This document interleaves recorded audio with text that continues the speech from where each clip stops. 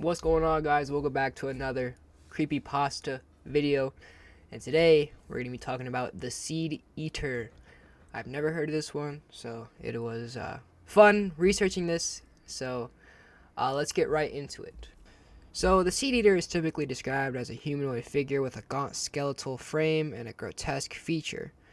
Its face is often depicted as a skull-like or completely featureless, sometimes with a long bird-like beak or mask. The creature's body is covered in patchy, rotting skin or feathers, adding to its unsettling appearance. It sometimes has talon-like fingers, which it uses to capture its prey. The Seedeater is said to haunt forests, abandoned places, or rural areas, waiting for unsuspecting victims to wander too close. It is often portrayed as a silent predator, stalking its prey with inhuman speed and stealth.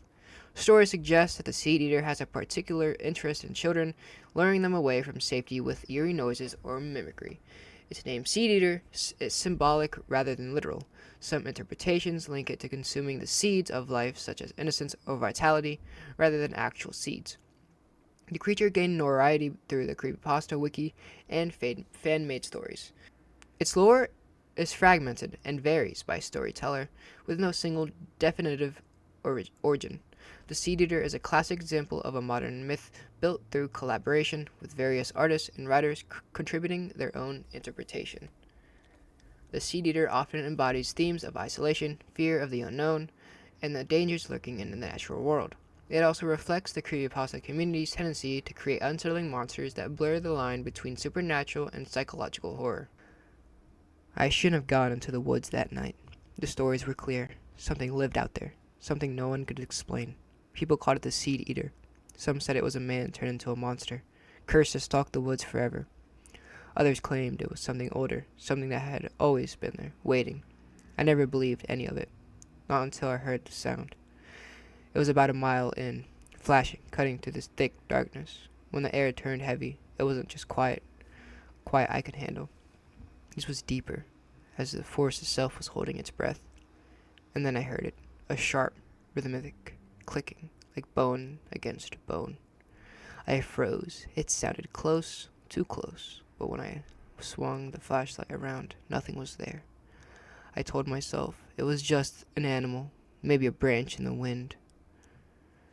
I kept moving, trying to shake the unease crawling up my spine.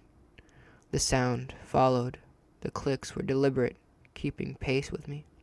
I turned sharply, the beam of my light catching the edge of something, a shape that wasn't quite human, too thin, too angular.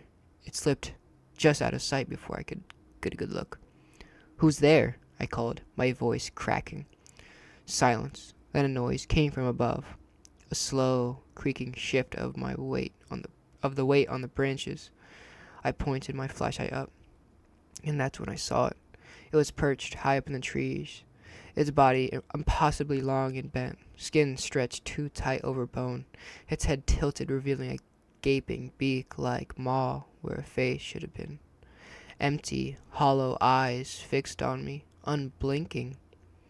I ran. I didn't care where I was going, only that I had to get away. The clicking grew louder, faster, as if it was chasing me, but I didn't look back. I could feel it, though, closing the distance. The last thing I remember was tripping on a root, the ground rushing up to meet me. The clicking stopped. When I woke up, it was morning. The forest was calm, sunlight streaming through the trees as if nothing had happened. My flashlight was gone, my hands caked with dirt, but I wasn't alone. On the ground beside me was a single black feather, too large to belong to any bird I'd ever seen, and etched into the soil were deep claw-like marks dragging toward where I'd fallen. The Seedeater had let me go this time. So that was a Seedeater. I hope you guys enjoyed that story. A lot more creepypastas probably tomorrow. So thank you guys for watching. Thank you for supporting my channel. Thank you for supporting the videos. And I'll see you guys in the next video. Goodbye. Goodbye.